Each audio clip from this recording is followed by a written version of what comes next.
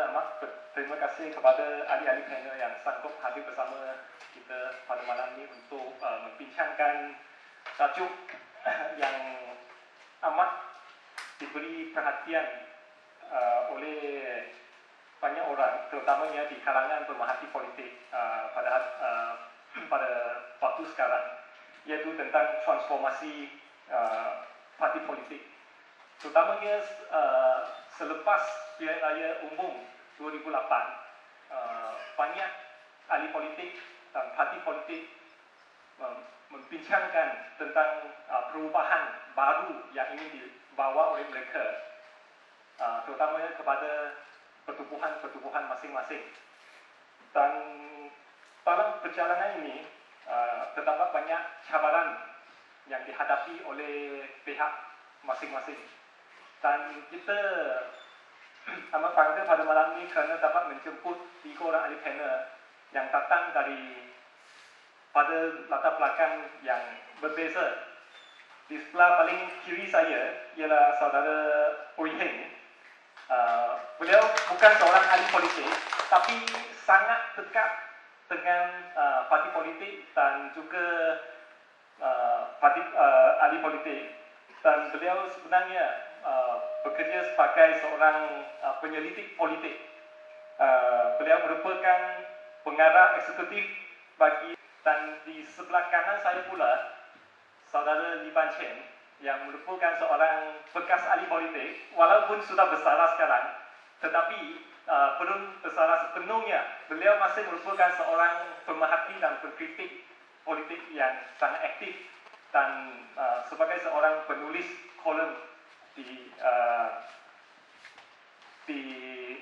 internet dan juga tempat-tempat yang lain. Dan beliau sangat prihatin dengan negara kita.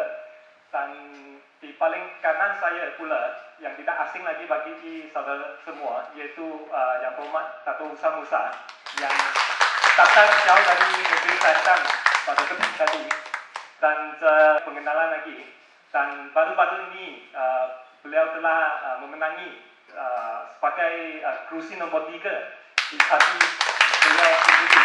Dan saya rasa pandangan oleh ketiga ahli panel kita pada malam ini adalah amat menarik. Dan untuk bermula, kita menjemput saudara Lee Ban Chen untuk memberikan pendapat beliau. Dipersilakan.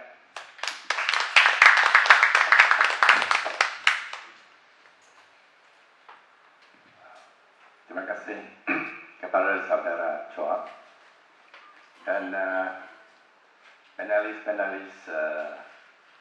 saudara Usman Musa dan juga saudara Oi Heng.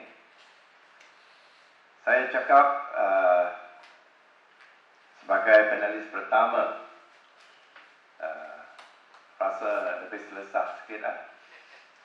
Kerana kalau ada apa kesalahan atau kelemahan, ada 2 orang tokoh, seorang pengaji yang expert dalam masalah politik, dan seorang lagi orang nombor 3 dalam parti PAS. Saya rasa selamat sikitlah. Mula-mula sekali biar saya ucapkan tahniah kepada saudara Usman. Tapi bukan kerana seperti dakwaan utusan Malaysia, kerana mereka sudah berjaya menyingkirkan ulama. Bukan.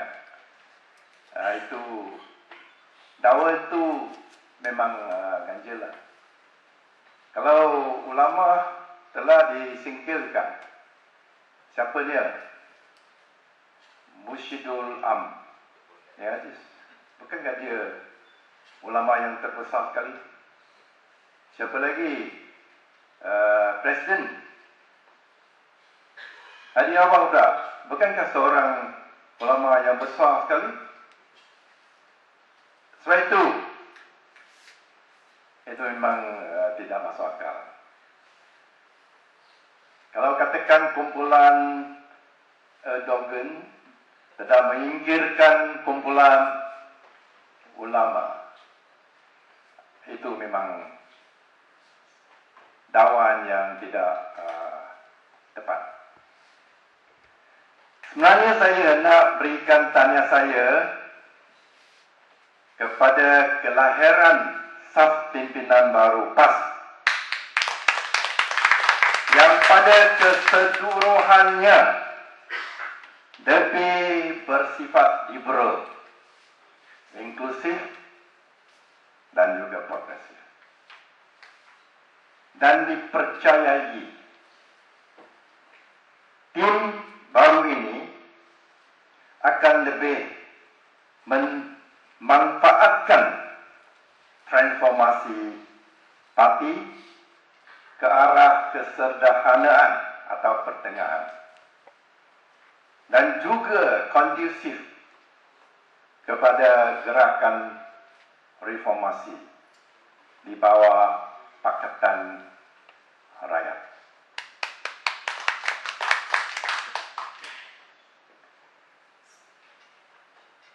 Saya lebih setuju dengan komen Presiden PAS. Dia menafikan bahawa PAS sekarang ada kumpulan endogen dan kumpulan ulama. Katanya, jika nak katakan ada kumpulan, memang ada satu kumpulan. Kumpulan Nik Aziz serta Hadiawak.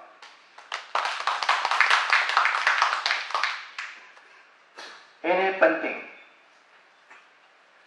Kerana suatu saf pimpinan baru, jika tidak dapat menjaga perpaduan dan keutuhan parti, atau dengan kata yang lain, telah menyebabkan pecah belah dalam parti, itu bukan sesuatu yang baik kepada parti. Dan suatu cabaran kepada saf pimpinan baru ialah bagaimana dapat mencapai suatu perseimbangan yang baru dalam parti. Ulama dan bukan ulama sepatutnya harus lengkap melengkapi antara satu sama lain. Bukan untuk singkir-menyingkir antara satu sama lain. Khasnya dalam parti PAS, sebuah partai Islam, dia memang ada batasan-batasannya atau ada panduan-panduannya sebagai sebuah parti Islam.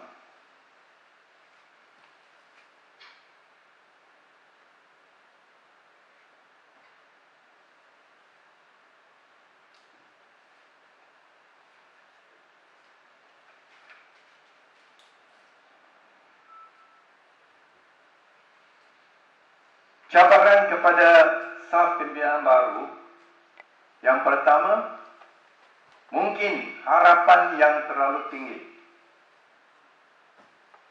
Harapan yang terlalu tinggi kepada saf baru, pimpinan baru, bahawa mereka akan menjalankan dasar-dasar yang liberal, inklusif dan progresif,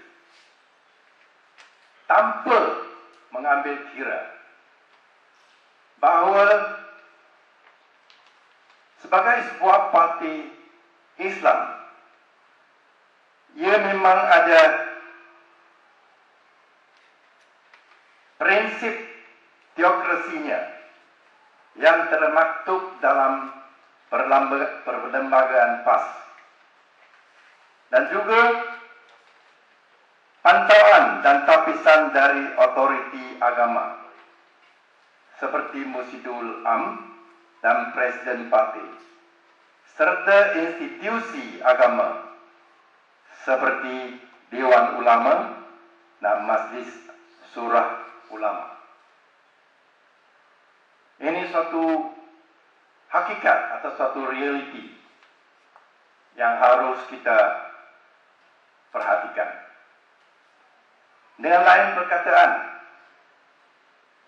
sama ada PAS atau saf pimpinan baru dapat memenuhi harapan yang tinggi daripada pihak-pihak yang terbabit, khasnya dari masyarakat bukan Islam. Ia adalah sesuatu yang pada saya yang patut ada suatu pandangan yang lebih seimbang. Kita tidak boleh mengharapkan sesuatu yang di luar kebolehan atau kemampuan saf pimpinan baru sebagai sebuah parti Islam.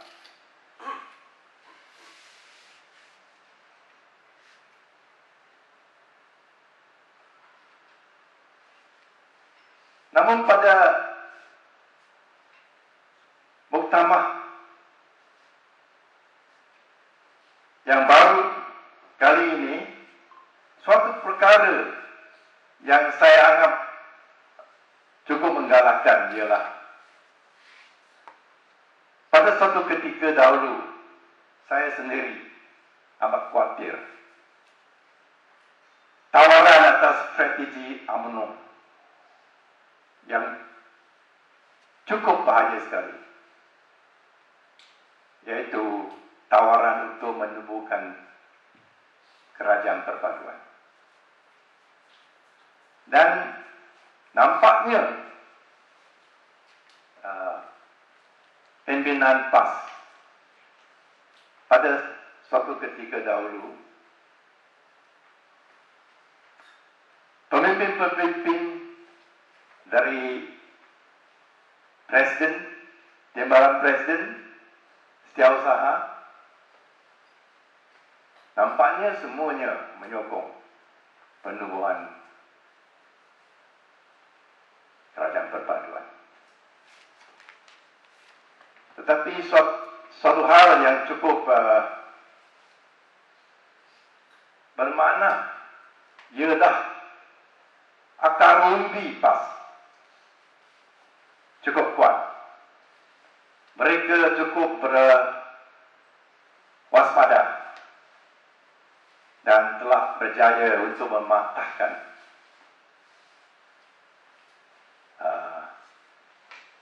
suatu trend atau suatu krisis bahaya kepimpinan PAS mungkin menukar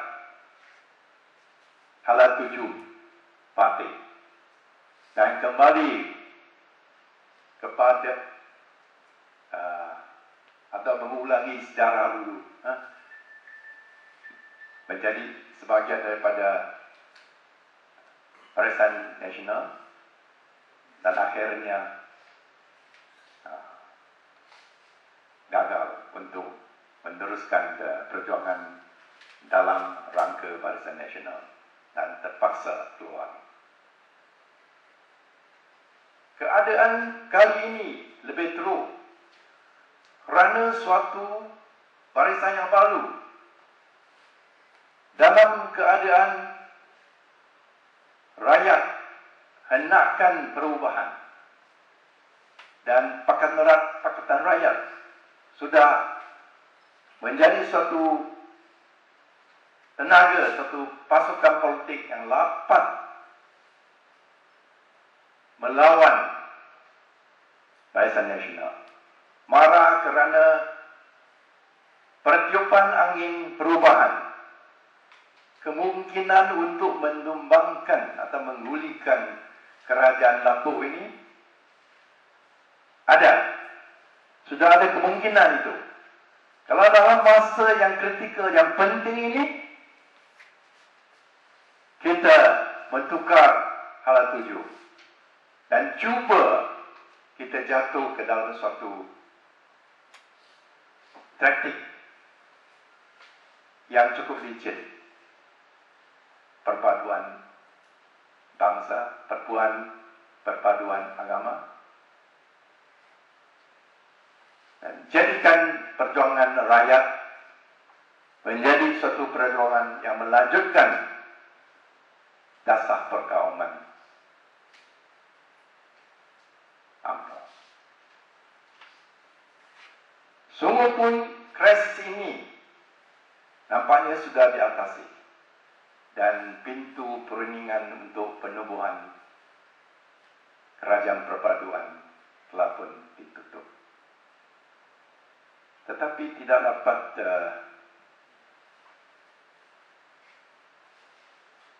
kita tidak dapat hendak melalaikan bahawa mungkin ada lagi pemahaman yang perkauman masih wujud dalam parti. Dan mereka mungkin merupakan musuh dalam selimut. Jika tidak berhati-hati, komplotan dan sabotaj dari dalam mungkin juga akan timbul dan diteruskan.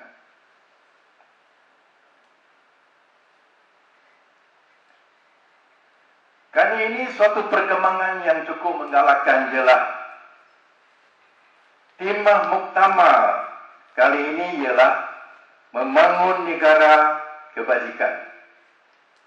Dan menjelang pilihan raya umum ke-13 ini menandakan tekad pas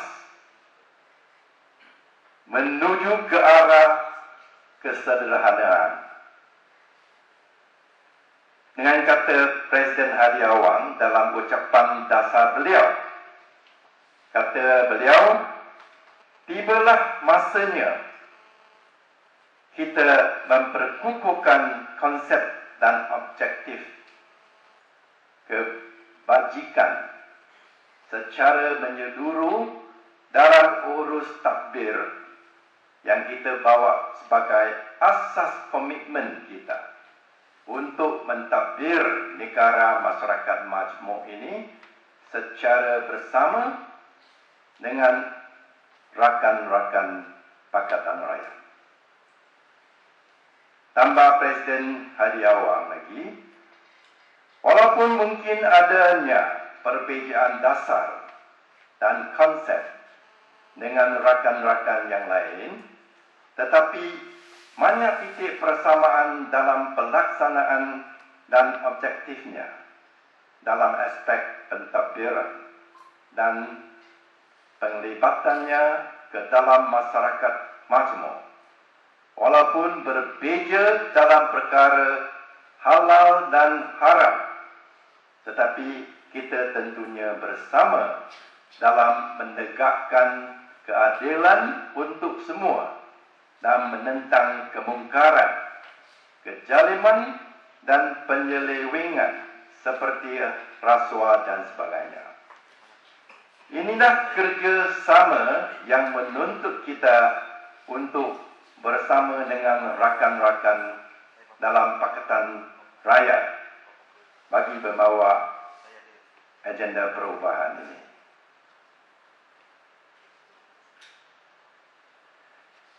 Tema muktamar kali ini dan komitmen terbuka Presiden PAS melalui ucapan dasar ini menunjukkan PAS telah mengakui realiti masyarakat majmuk kita dan bersedia untuk kerjasama dengan parti-parti sekular untuk mengambil adil kuasa pemerintah negara ini.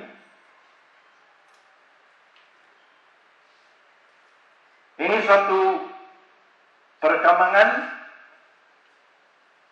yang cukup menggalakkan kerana menjelang pilihan raya umum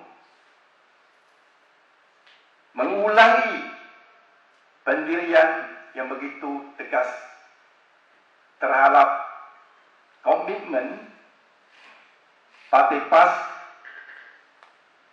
dalam Pakatan Rakyat. Ini suatu perkembangan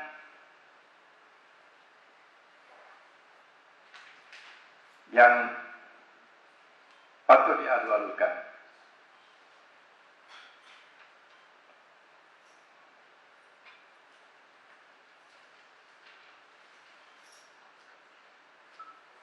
Tetapi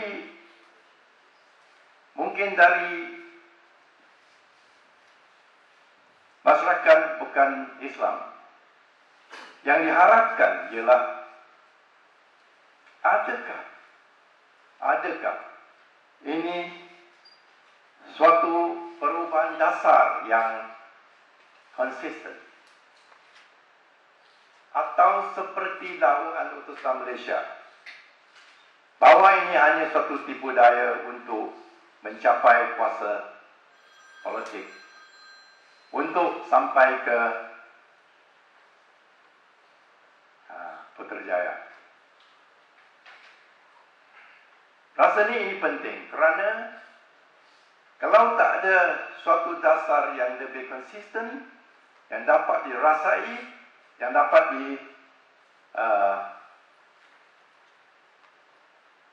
buktikan,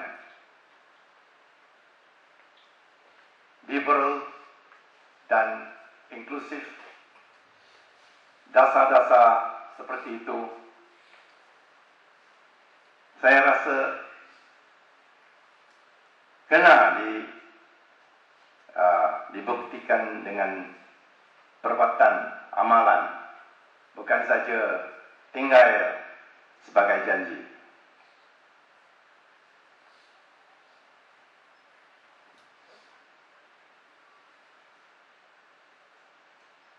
Dan perbuatan politik dalam rangka Pakatan Rakyat meletakkan perlembagaan persekutuan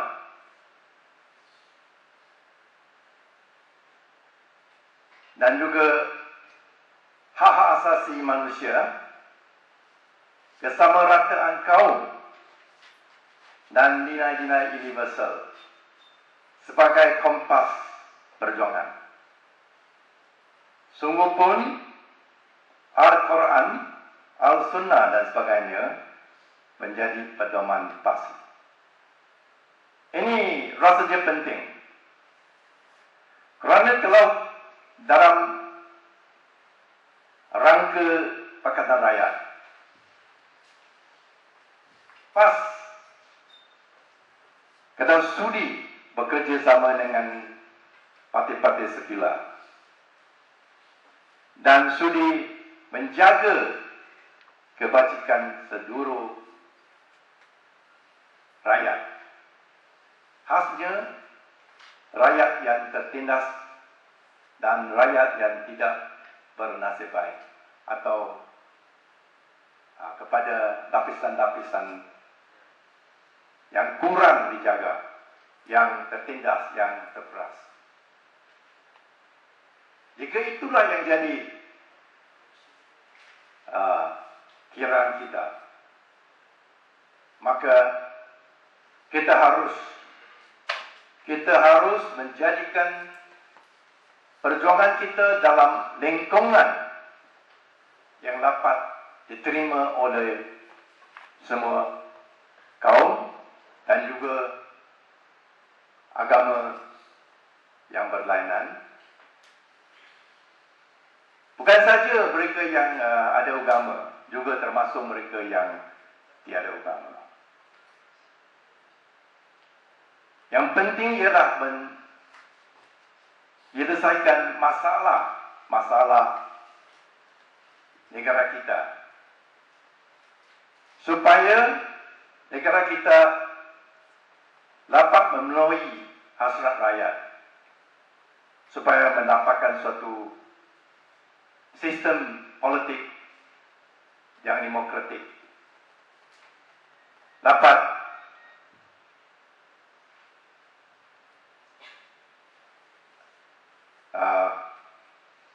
ada kebebasan yang asas dan juga dapat mengatasi krisis-krisis ekonomi negara kita, krisis-krisis masalah-masalah masyarakat kita, dan menghapuskan undang-undang yang jadim dan sebagainya.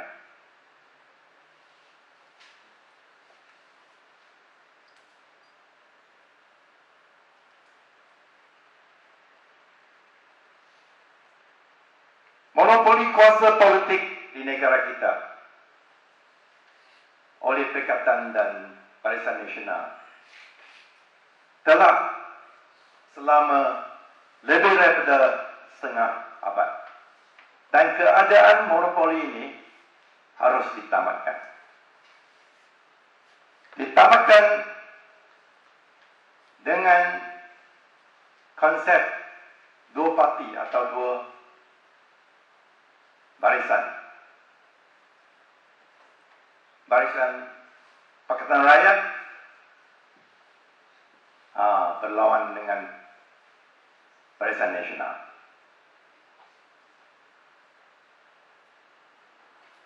Sistem dua barisan ini penting untuk pendemokrasian negara kita dan pas akan memainkan peranan yang cukup penting sekali. Kerana tidak dapat dinafikan, negara kita selama setengah abad ini, kita tahu satu slogan yang cukup kita tahu tentang orang Melayu selalu mengatakan untuk bangsa, agama dan negara. Kita tidak dapat dinafikan dominasi bangsa Melayu, agama Islam dan negara bangsa yang juga berasaskan atau berteraskan bangsa Melayu. Setelah jadikan suatu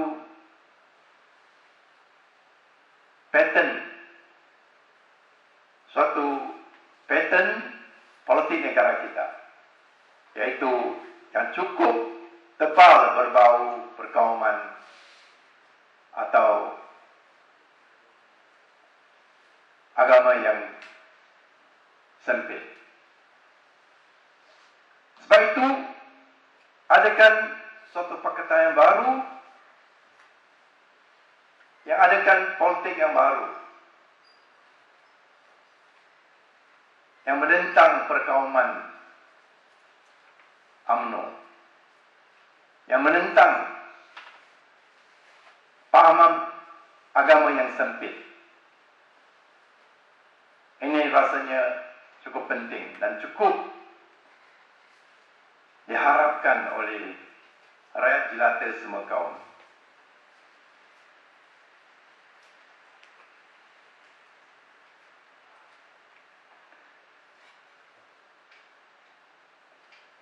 Kini UMNO mainkan politik bertalam dua muka.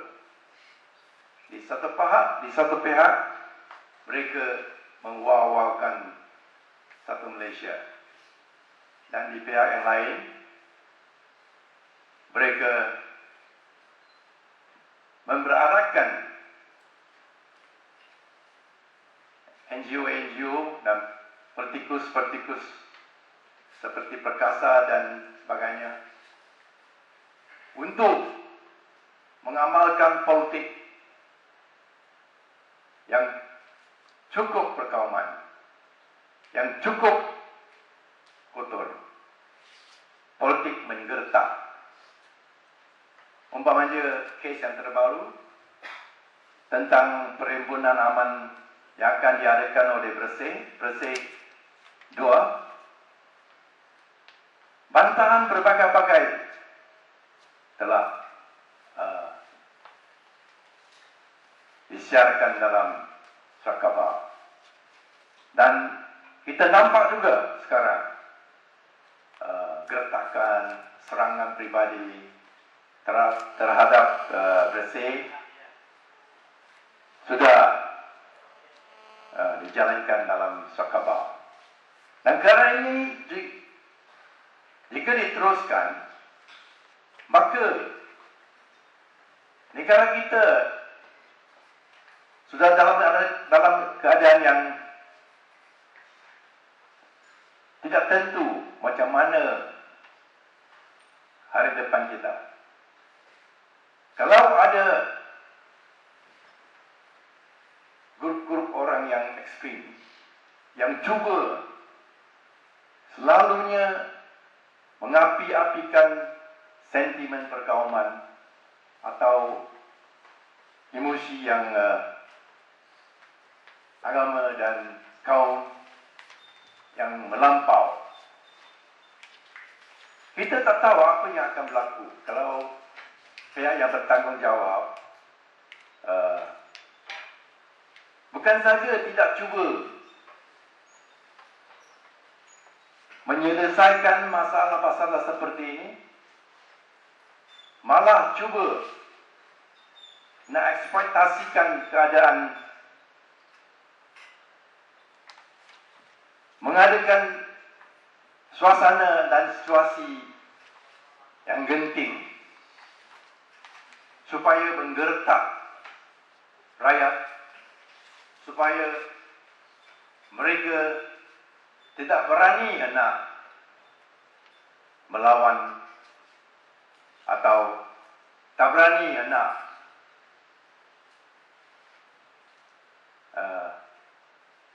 menyokong partai politik yang patut disokong. Perkembangan seperti ini akan membawa negara kita pada suatu keadaan yang cukup bahaya, yang rakyatnya tidak tahu apa akan berlaku. Dalam keadaan ini, rasanya parti PAS cukup penting dalam memberi counter atau memberi imbangan kepada kuasa yang cuba hendak mendegangkan suasana antara kaum. Kalau PAS serta Pakatan Rakyat dari pelbagai bangsa dapat mencapai suatu perpahaman yang dapat menggendurkan suasana tegang dan juga menjadikan persahabatan antara kaum yang lebih teguh, berasaskan prinsip-prinsip demokrasi dan melalui politik permuafakatan, maka perkembangan pada hari yang akan datang, pada masa yang akan datang, akan lebih cerah. Saya berhenti di sini dulu. Terima kasih. Terima kasih kita ucapkan kepada Saudara Pan Chen.